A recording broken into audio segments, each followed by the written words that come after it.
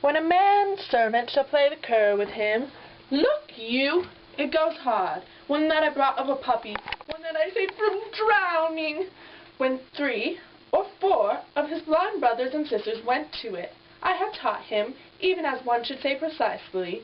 Thus I would teach a dog.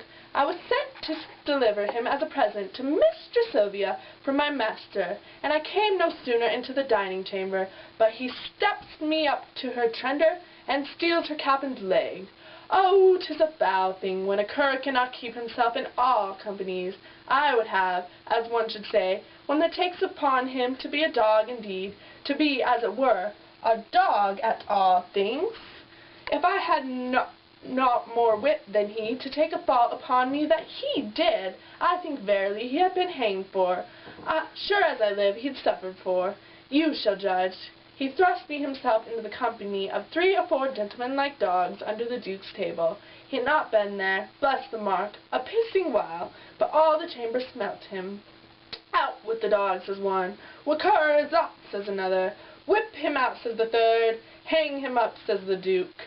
I, having been acquainted with the smell before, knew it was crab, and goes to the man that whips the dogs. Friend, quoth I, you mean to whip the dog? I marry do, quoth he. You do him the more wrong, quoth I. 'Twas I did the thing you wot of. He makes me no more ado, but whips me out of the chamber. How many masters would do this for his servant? Nay, I'll be sworn. I have sat in the stocks for puddings he hath stolen, otherwise he had been executed. I have stood on the pillory for geese he hath killed, otherwise he had suffered for it. Thou thinkest of this now? Nay, I remember the trick you served me when I took my leave of Madam Sylvia. Did not I bid thee still mark me and do as I do?